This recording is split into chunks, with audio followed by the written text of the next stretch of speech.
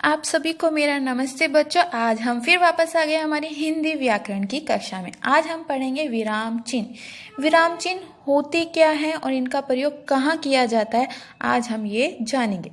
विराम का अर्थ होता है रुकना, यानी कि जब हम बोलते हैं तो कई जगह पे हम रुकते हैं तो वो होता है हमारा विराम। वाक्य को लिखते समय विराम का संकेत करने के लिए लगाए जाने वाले चिन्हों को विराम चिन्ह कहते हैं।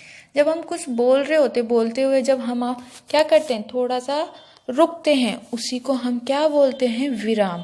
तो यहाँ पे हम उनको कहते हैं विराम चिन्ह। विराम चिन्ह इस प्रकार है: पूर्ण विराम, अल्प विराम, प्रश्नवाचक चिन्ह, विस्मयादि बोधक चिन्ह, अर्ध विराम, योजक चिन्ह। इनमें से चार पहले ऐसे हैं जिनका इस्तेमाल आप रोज अपने हिंदी की कॉपीज में करते हैं। तो धीरे धीरे एक एक करके हम इनके बारे में आज पढ़ेंगे और जानेंगे कि इन सभी चिन्हों का प्रयोग कहाँ कहाँ किया जाता है। तो शुरू करते हैं। पहला है पूर्ण विराम। तो पूर्ण विराम का अर्थ होता है पूरी तरह रुकना। वाक्य की समाप्ति पर रुकने के लिए इस चिन्ह का प्रयोग किया जाता है। जैसे कि तो हर शब्द के साथ लगता है, विवेक 5वीं कक्षा में पढ़ता है। तो जो लास्ट में आप देख सकते हो एक स्केल सी लगी हुई है, वही है आपका पूर्ण विराम। ठीक है। इसके बाद आ जाता है आपका अल्प विराम। अल्प विराम का अर्थ है थोड़ी देर के लिए रुकना। इस विराम चिन्ह का प्रयोग थोड़ा रुकने के लिए किया जाता है।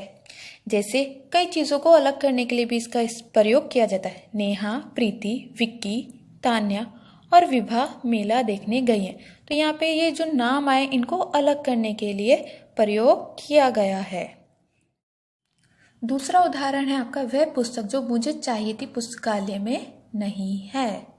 तो यहाँ पे जो हमने देखा था क्या था, दूसरा आपका अर्ध विराम, तो उसमें लगा हुआ है।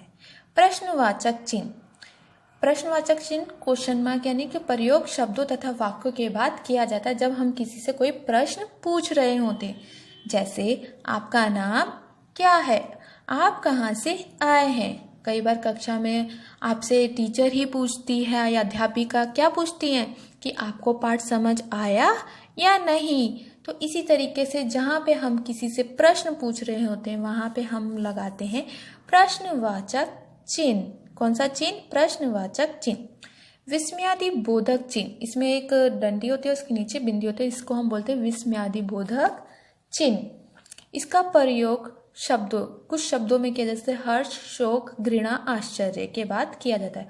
आहा कितना मीठा आम है, वाह क्या काम किया, छी कितना गंदा है। तो जो इस तरीके की शब्द है जहाँ पे हम एक्सप्रेशन भी दिखाते, दुख दिखाते, वहाँ पे कौन से विराम चिन्ह का प्रयोग किया जाता है, वो होता है विस्मयादि बोधक चिन्ह।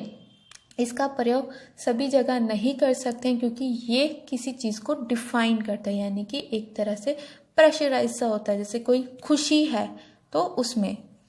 उसके बाद आ जाता है योजक चिन्ह। योजक चिन्ह आप देख सकते हैं। योजक चिन्ह में भी आपके एक और होता है जो निर्देशक होता है, वो थोड़ा बड़ा होता है। योजक चिन्ह, इस चिन्ह का प्रयोग शब्द युग्मों की तुलनावाची शब्दों के साथ किया जाता है।